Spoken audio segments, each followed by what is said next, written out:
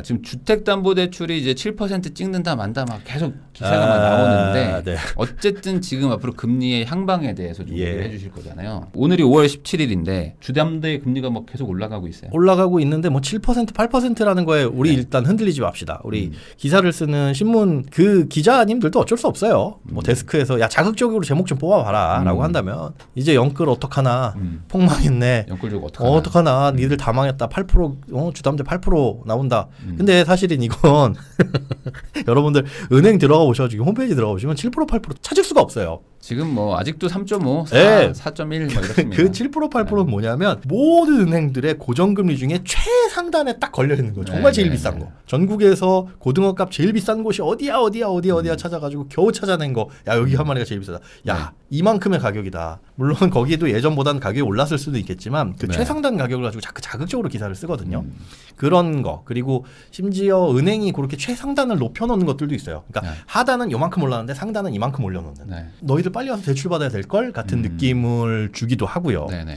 근데 우리가 이제 생각을 해봐야 될 건 실제로 고정금리 대출금리도 올라가고 있지만 변동금리 대출금리도 이제 오른다. 변동금리와 고정금리가 사실 그 작동하는 이 프로세스 좀 다르죠. 다르죠. 아예 상품 자체가 다르다고 보시면 돼요. 고정금리 대출 상품의 기준금리는 은행채 5년물. 은행채 5년물. 예. 그 금융채 5년물이라고 하는데 그냥 은행에서 발행한 5년짜리 채권의 금리. 네네. 요거가 기준금리고 여기에 플러스 가산 얹어가지고 이게 대출금리인 거죠. 이게 한 7, 8 막 이렇게 찍히는 높으면, 거죠. 지금. 네, 높을 높으면. 땐. 아니면 지금 고정금리라고 하더라도 실제로 받는 거 한 4%대 중후반? 뭐 그 정도. 그리고 이제 변동금리 대출은 코픽스라고 알려진 게 기준금리고 이게 지금 한 1.85 정도? 여기에 플러스 가산금리 얹어가지고 받는 대출. 요게 한 3%대 후반, 3.8, 3.9, 뭐 많게는 한 4% 정도? 요 정도에 받을 수 있는 대출입니다. 물론 사람들이 은행 가서 대부분 받는 대출이 5년 고정에 나머지 변동인 대출 상품을 많이 받으세요. 그런데 요즘에는 이 고정하고 변동하고 차이가 워낙 많이 나다 보니까 변동금리 대출 을 받는 게 저는 유리하다고 보입니다. 쫓아가려면 아직도 한참 남았으니까. 그런데 이 변동금리의 기준이 되는 코픽스 금리가 꿈틀꿈틀거리면서 올라가기 시작했어요. 우선 요거 한번 정리하고 넘어가야 될 것 같아요. 은행채 5년물이라는 것 자체가 5년 고정금리를 하려면 사실 나도 어디서 떼오는 돈이 있어야지 이거에다가 엎어서 주는 거잖아요. 네네. 근데 5년 뒤면 금리가 많이 올라가 있지 않겠느냐라는 생각에 지금 금리가 비싼 거잖아요. 그렇죠. 그러니까 지금 사실 고정금리를 하시면 5년치 걸 미리 선반영해서 내가 이자를 고정시켜 놓는 걸 수도 있잖아요. 그렇기 때문에 이 고정금리를 받으려면 변동금리가 내가 고정금리예요. 변동금리 대출 받은 사람이 이게 쭉 올라가지고 나를 추월해서 이만큼 더 가야 여기서부터 이만큼 올라온 거 그리고 이만큼을 내가 손해보면서 비싼 걸 냈으니까 이만큼 더 올라가야 돼요. 되는 거지. 그걸 다 선반영해서 지금 나는 고정 이러고 5년을 가는 거거든요. 근데 그러기가 쉽지 않다는 거. 그러니까 지금은 사실 고정금리를 받기가 좀 애매한 거예요. 왜냐면 아직 금리를 올리진 않았어. 근데 앞으로 엄청 올릴 거야. 엄청 올릴 거야라는 분위기가 있기 때문에 고정금리는 엄청 비싸게 잡아놓아야 되고 변동금리는 아직 따라가진 않았습니다. 이런 상태인 거죠. 그래서 과거도 보면 고정금리가 이렇게 높을 때 받아놓으면 거의 못 이겨요, 변동금리를. 그리고 그렇게 금리가 고금리가 유지되는 기간들이 그렇게 오랜 기간이 걸리지도 않고요. 다만 알아둬야 될 건 이제 변동금리도 슬슬 올라가기는 하고 있다. 그러면 변동금리는 코픽스 금리라고 연동이 된다고 하셨는데 그렇죠. 코픽스 금리는 그러면 5년 뭐 이런 게 아니고 그렇죠. 그때 계속 바뀌는 거죠. 일단 뭐 잔액 기준 있고 신규 기준이 있는데 코픽스라는 거 하는 건 8개 시중은행이 실제로 지난달에 자금을 조달하기 위해서 예금 같은 거 쉽게 해서 예금이라고 보시면 돼요. 예금을 받아들이는데 얼마의 비용을 썼느냐.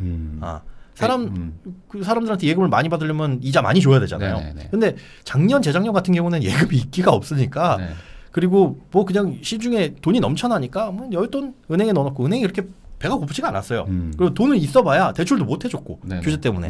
그런데 지금은 이제 은행들이 예금 금리를 살살 올리면서 이게 코픽스에 반영이 되는 거죠. 예금 금리 그동안 잘 안 올라갔잖아요. 안 올라갔죠. 올릴 필요도 없었고 올려봐야 은행들이 좋을 게 없었던 게 일단은 은행도 장사하는 입장이니까 예금을 받아서 그 예금의 일정 비율만큼을 대출을 해줄 수가 있습니다. 이게 예대율 규제라고 하는데 어쨌든 예금을 받아봐야 은행은 대출을 해줘서 장사를 하고 싶지만 대출을 못하게 하니까. 그렇죠. 대출을 못하게 하니까 대출이 있어봐야 창고에 재고만 쌓여도 재고만 쌓이고 이게 그냥 가만히 있는 게 아니라 이자를 계속 줘야 되는 재고니까. 그러니까 예금을 받을 필요가 없었어요. 그러니까 바닥이에요. 예금 이자가. 그런데 지금은 코픽스가 자극이 되면서 올라가고 있다. 그 얘기는 은행들도 지금 예금을 좀 땡겨야 되는데 라는 거잖아요. 왜요? 땡겨놔야 되죠. 왜요? 자 이제 지금 현재 정부의 기조가 대출을 좀 풀어주겠다라는 인식을 계속 심어주고 있고 네네. 당연히 이제 LTV도 뭐 80% 70%까지 올린다고 얘기를 했고 네. 그럼 대출이 풀어지겠네. 네. 1번 이거고요. 그러면 재고 쌓아놔야 되죠. 창고에. 창고에 넣어놔야 창고에 은행의 입장에서는 예금을 쌓아야 되는데 그럼 얼마를 쌓아놔야 되냐. 네. 이 코로나가 시작되면서 금융 환경이 불안해지다 보니까 네. 정부에서 예대율 규제라는 걸 풀어줬어요. 뭐냐 하면 은행 너희들도 힘들 수 있으니까 조금 뭔가 규제를 완화해 줄게. 근데 네. 그 규제가 예대율, 예금 대비 대출의 비율을 얼마 갖고 있느냐. 네. 이걸 보통은 100%로 맞춰 놓습니다. 100%요? 예금이 100조가 들어왔으면 대출도 100조 이내에서 해결을 해라. 자기 자본이 아닌 이것도 사실은 부채잖아요. 남의 돈 빌려가지고 남의 돈으로 장사할 거면 딱 100%로 맞춰놔라. 근데 이걸 살짝 풀어줘서 105%까지는 인정. 네네. 이렇게 해놓은 거죠. 그러니까 은행 지금 예대율 보면 한 99, 98 왔다 갔다 뭐 100% 타치하는 곳들도 있어요. 그런데 올해부터는 조금 대출 장사가 쉬워질 것 같네? 많아질 것 같네? 대출 손님이 몰릴 것 같네? 그러면 창고에 예금을 쌓아놔야지 네. 예대율 규제에 맞출 수가 있잖아요. 근데 네네. 이 예대율 규제 완화해 준 게 7월 1일에 풀립니다. 그러니까 다시 규제가 적용이 돼요. 네네네. 105%로 줬던 게 100%로 낮아지면 예금을 더 많이 우선 구해놔야 땡겨야죠. 더 많이 땡겨놔야 본전 치게 하는 거잖아요. 맞습니다. 그런데 그때 6월에 가가지고 갑자기 이제 예금을 땡기려고 하면 쉽지 않다. 비싸게 막 특판 예금, 특판적금 이런 거 팔아가지고 모아야 되니까 그러지 말고 지금부터 살살살살 올려가지고 받아놓자. 이게 지금 2금융권들은 먼저 지금 치고 나가가지고 그쵸. 먼저 막 땡겨놨더라고요. 그러니까 1금융권들은 지금 약간 여유 부리다가 지금 네. 토끼와 거북인데 여유 부리다가 이거 안 되겠는데 나도 좀 땡겨놔야겠는데 네. 하면서 지금 예금 금리가 올라가니까 코픽스가 올라가고 그렇죠. 그러면 그 변동금리가 대출도 올라간다. 예. 이게 은행 보고 욕하는 거. 예대금리 너희들이 큰 폭으로 돈 장사하고 있네. 우리한테는 예금 코딱지만큼 주면서 예금이자 대출이자 이만큼 받아먹고. 근데 그게 어떻게 보면 그러고 있어야 대출이자가 대출이 안 올라가는 건데. 네네네네. 이게 예금 금리가 들썩들썩 거리다 보니까 이제 한 6월, 7월 되면은 금리 꽤 많이 올라가겠죠. 변동금리도. 네. 그러면 지금 이제 어쨌든 계속 금리는 올린다고 하고 맞습니다. 미국도 올린다고 하면 한국도 안 올릴 수는 없는 상태일 텐데. 그렇죠. 그러면 지금 변동금리도 계속 올라간다고 올라간다고 봐야 되고 그 다음에 지금 뭐 기준금리 자체도 이제 올라가니까 네네. 올라가고 시중금리도 조금씩 올라갈 일들이 많이 있고 또 한 가지는 뭐가 있냐면 이렇게 금리가 올라가다 보니까 안심전환 대출이라는 걸 이제 하반기에 내놓기로 했어요. 안심 전환 대출. 네. 이거 예전에 한번 했었던. 네, 3년 전에 나왔었죠. 딱 네. 2019년 5월에 안심전환 대출을 하겠습니다. 변동금리 갖고 계신 분들 오세요. 저희가 싼 보금자리보다 더 싼 고정금리 10년에서 30년짜리 바꿔드릴게요. 보금자리보다 싸요? 싸요. 그럼 보금자리 받은 분들 열받겠는데.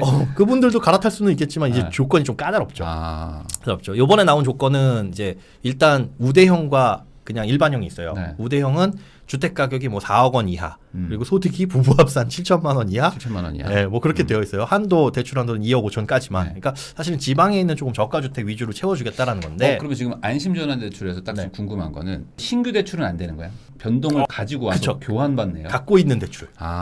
그분들 먼저 신청을 해가지고 그러면은 중도상환 수수료가 있어가지고 한 2년 3년 쓰셔야지 오시는 게 유리할 텐데. 그렇죠. 바로 교체는 또 안 될 텐데. 그런데 이게 그래서 우리가 비교를 해볼 포인트예요. 네네. 3년 전에는 네. 여러분들 기사 찾아보시면 알겠지만 2019년 중순에 어떤 일이 벌어졌냐면 네. 변동보다 고정금리가 낮은 상황이 있었습니다. 네네네.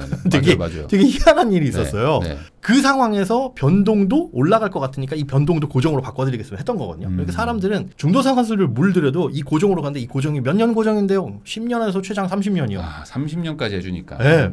안 할 이유가 없는 거예요. 그러네. 중도상환수를 좀 물들여. 근데 지금은 변동이 이만큼인데 고정이 이만큼 올라와 있단 말이에요. 네, 맞아요. 보금자리론이라고 해도 요 정도지만 요거보다 깎아주겠다라고 했는데 이거 중도상환 수수료를 내면서 우리가 해야 돼? 라고 하기엔 계산기를 좀 두들겨 봐야 될 그러니까 지금 변동과 고정이 너무 차이가 나니까 여기서 조금 낮게 해줘봐야 나보다 지금 너무 많이 내는 거잖아 어찌 보면. 중도상환 수수료를 내면서 이걸 갈아탈 그렇죠. 이유가 있을까? 그러다가 갈아탔는데 금리 떨어지면? 그럼 또 골치 아픈 거지. 그래서 하반기에 나온다고 하는데 그때 가서 계산기를 좀 두들겨 보셔야 되는 게 3년 전과 다른 상황이고 네네. 또 하나의 문제는 이걸 해주는 게 정부입니다. 쉽게 얘기해서 정부인데 정부도 뭔가 재원이 있어야 되잖아요. 네네. 그럴 땐 돈을 시중에서 갖고 와요. 네. 갖고 오는 시중에서 갖고 오는 건 채권을 파는 거죠. 네네. 근데 이 채권이라는 건 MBS라고 해가지고 네. 주택담보 채권을 잘게 쪼개가지고 파는 거예요. 네네. 결국은 뭐 채권 팔아가지고 현금 땡겨가지고 그 돈으로 재원을 마련하는 건데 그 채권을 20조 원어치를 발행을 합니다. 20조 시장에. 근데 10년에서 30년짜리 장기 채권이잖아요. 그러면 또 이게 금리를 건드려요. 자꾸 건드리면 시중금리가 올라가 버립니다. 이거 발행 때문에 3년 전에도 MBS를 20조 원이나 발행하는 것 때문에 시중금리가 올라갔다라는 지적이 있었는데 주택금융공사에서는 아니다. 그럴 일 없다.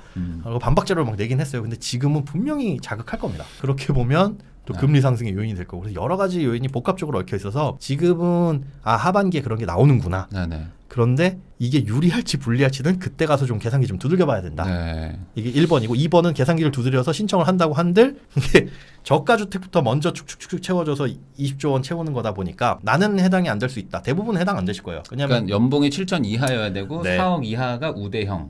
그럼 우대형 먼저 채우는 건가요? 그렇죠. 우대형 먼저 채워주고 서민형 가는데 그 비율은 아직 안 나왔어요. 일반형은 9억이요? 네, 9억 정도. 3년 전으로 기준을 했을 때. 지금 이제 구체적인 일반형의 얼마 가격 이런 기준들은 발표된 건 없거든요.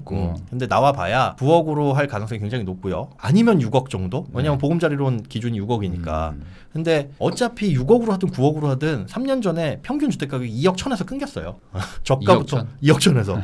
그러니까 나한테까지는 안 돌아올 가능성이 높다. 이거는 아주 그냥 저소득층 서민층들을 위한 그렇죠. 약간 이 이자 절대 못 낼 것 같은 사람들, 너무 위험한 사람들, 차주가 무너질 것 같은 사람들한테 확실하게 고정으로 줘서 바꿔주는. 안정적으로 좀 인생 계획을 세우라. 맞습니다. 라는 정도의 복지라고 보면 되겠네요. 네. 그런 게 나오는데 그런데 그런 복지가 나한테 안 와. 좀 서운한데 정도가 아니라 그런 복지가 시행이 되면서 풀리는 채권이 시중금리를 자극해가지고 전체적인 금리를 또 살살살살 올릴 수 있다라는 거. 근데 이런 얘기를 들으면 사실 복잡하거든요. 복잡하고 뭐 뭘 해야 될지 잘 모르겠는데 뭐 제 개인적인 생각으로는 저도 이제 한 십몇 년 이렇게 부동산을 해보면서 고정을 받아가지고 유리한 적이 별로 없었어요. 맞아요. 그래서 왜냐하면 여러분들도 좀 아셔야 될 게 고정이라고 하는 거가 되게 좋다고 생각하시는데 그 좋다는 의미는 뭐겠습니까? 은행이 손해를 보고 내가 이익을 보는 거잖아요. 그런 일은 잘 없다. 없습니다. 그런 일은 잘 없고 은행 직원들, 은행에서 그런 그 금리를 설정하는 게 뭐 바보들이 아니기 때문에 그렇죠. 소비자한테 이득이 되는 행위를 막 그렇게 하지를 않더라고요. 그래서 저는 개인적으로는 변동을 받고 그러면 이제 중도상환 수수료라는 개념이 있으니까 뭐 한 몇 년, 1년, 2년 정도 지나고 나서 뭐 갈아타는 걸 추천하는데 요즘은 또 문제가 뭐냐면 그 갈아타다가 또 대출 규제 한번 또 맞으면 또 이게 또 안 되고 막 그 옛날엔 6억 받아놓은 거 막 3억밖에 못 받고 막 이러잖아요. 그러니까 그것 때문에 지금 걱정하시는 것 같아요. 그러니까 이럴 뭐 대출 요번에 해줄 때 확실하게 고정으로 80% 받아놓자. 왜냐면 나중에 또 생애지출 없애버리면 어떡해. 그렇죠. 얼마든지 가능성 있죠. 그러니까 괜히 변동으로 이게 파도를 타려고 하는 거잖아요. 파도를 타는 사람들은 사실 투자자들은 괜찮아요. 뭐 2년, 3년 있다가 팔고 할 수 있으니까. 근데 실거주로 쭉 가고 싶은 분들 입장에서는 괜히 한번 갈아타려다가 70% 대출 받아놓고 갑자기 LTV가 40으로 줄었잖아요. 그리고 막 15억 대출은 0이 됐잖아요. 그러니까 갈아타지도 못하고 옮기지도 못하고 종부세는 얻어먹고 막 이런 분들 진짜 많아요. 최악이다. 변동금리 막 올라가는데. 그래서 그것 때문에 지금 고민하시는 것 같긴 해요. 근데 제가 봤을 때는 앞으로 4, 5년간 대출 규제가 더 강력하게 오지는 않지 않을 것 같아요. 그러니까 지금 우선 너무 격차가 커요. 고정하고 변동하고.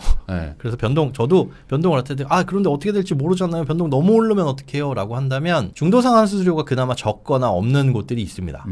그런 것들 대출을 받아놓고 눈치 게임 하셔라. 그러니까. 이게 참 정답은 없는 거긴 하지만 고정이 좋은 거는 어찌 보면 이미 지났죠.